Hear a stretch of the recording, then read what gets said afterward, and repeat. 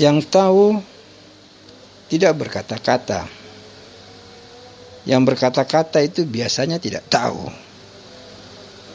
Karena hakikat ilmu itu sebenarnya hilang lepas dari huruf atau kata-kata. Yang berkata-kata itu awalnya mereka dapatkan informasi dari keterangan-keterangan yang mereka baca, atau dari informasi-informasi yang mereka dengar, mungkin juga dari tontonan-tontonan. Nah, kemudian informasi tersebut coba mereka rangkum, ya. Nah, kemudian mereka kemas menjadi suatu bahan untuk mereka menyampaikan lagi kepada orang. Tapi sebelumnya coba untuk mereka cocokkan dengan dalil-dalil yang ada, yang mereka pahami, untuk menjadi pegangan valid buat mereka.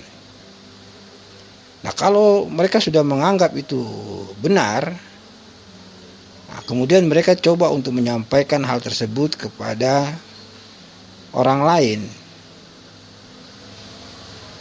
Sementara yang mereka sampaikan itu ada berupa keterangan. Nah, bagi mereka yang tidak mau berkata-kata, itu karena mereka sudah melampaui kata-kata itu sendiri. Jadi mereka sudah pada tingkat merasakan buat mereka itu tidak penting lagi kata-kata. Nah, akhirnya kebanyakan dari mereka itu hanya diam. Yang tampil memamerkan diri dengan kemegahan acara ibadahnya, dengan baju-baju kebesaran agamanya, beserta atribut-atributnya, dan pasukan atau pengikutnya, jamaah pengikutnya, itu tidak benar. Yang benar justru tidak mau menampilkan dirinya. Hati-hati pada kebenaran yang ditampilkan, tapi menutupi kebenaran yang hakiki, kemudian dianggap kebenaran yang benar, maka itu adalah kesesatan. Yang tampak itu tidak bisa dijadikan sebagai tolak ukur. Karena tampak baik bukan berarti dia baik. Yang kelihatan jahat belum tentu dia jahat. Karena kedalaman ilmu seseorang itu tidak bisa dinilai oleh mata kasar kita. Ada yang kerja tapi disalahkan. Yang tidak kerja malah dibenarkan. Yang kerja seharusnya dia belajar dulu kepada ahlinya agar tidak membuat kesalahan dalam bekerja. Karena ketika dia membuat kesalahan dalam bekerja dan kesalahan itu dicontoh oleh orang lain, maka dia telah menyesatkan banyak orang. Sementara yang tidak kerja itu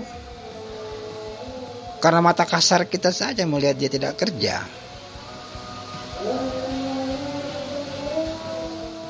Jadi dalam hal bekerja, kita jangan sekedar tahu saja, tapi harus tahu dengan ilmunya. Kalau tahu saja itu namanya ikut-ikutan. Nah, kalau tahu dengan ilmunya, apalagi hilang tanda tanya, nah itu namanya bekerja yang benar. Yang sudah kita yakini itu belum tentu benar. Yang belum kita yakini perlu kita pertimbangkan. Karena dalam meyakini suatu keyakinan, kita harus bisa melampaui keyakinan itu sendiri, agar kita bisa berpikir secara bebas tanpa dikekang dengan aturan.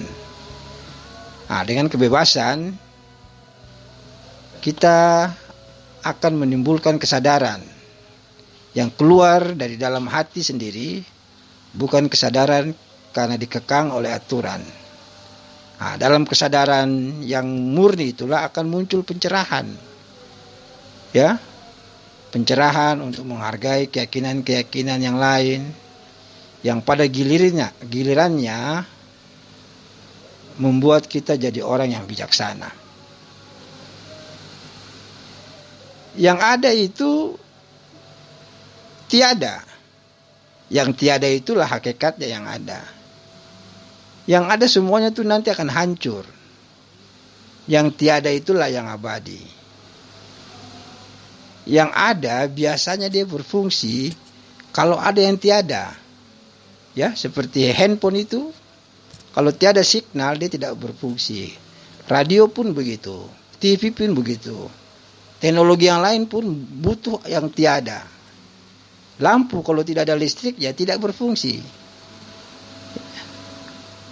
Jadi sesungguhnya tidak ada yang nyata kecuali yang tidak nyata itu sendiri. Yang benar menurut kita bisa jadi yang salah. Dan yang salah menurut kita bisa jadi itu yang benar. Apabila kita bermain di tataran kata-kata, karena keterangan yang kita dapat pun ada yang mengatakan benar, ada yang mengatakan salah. Oleh karenanya kita itu perlu meningkatkan mutu kita dari sekedar keterangan-keterangan ke tingkat merasakan. Yang dilarang bisa jadi diperbolehkan. Sementara yang diperbolehkan itu bisa jadi yang dilarang. Sama halnya dengan saya ingin mengatakan bahwa yang haram itu bisa halal. Sebaliknya yang halal bisa haram. Jangan kita pikir makanan yang halal itu kalau kita makan salah akan jadi haram. Jangan kita pikir itu sudah halal, ya.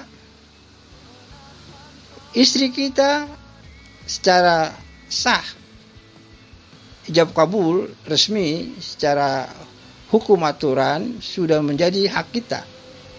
Tapi kalau salah penerapan, dia akan menjadi haram buat kita.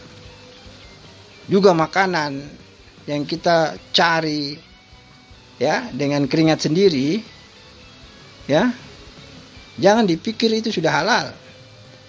Tapi kalau kita tidak tahu di dalam makanan itu, kalau kita salah memakannya akan menjadi haram juga. Ya. Sebaliknya yang haram bisa jadi halal. Ya. Yang dipandang umum itu haram, tapi apabila kita tahu kaidah-kaidah tentang keseimbangan atau tentang kebenaran, ya, jadi ibaratnya kalau berdagang itu hukumnya adalah suka sama suka, memenuhi salah satu unsur seperti itu. Nah, yang haram pun bisa jadi halal. Nah, coba dipertimbangkan, coba dipikirkan kembali. Nah, bila mana ada yang salah dari kata-kata ini, janganlah dipakai.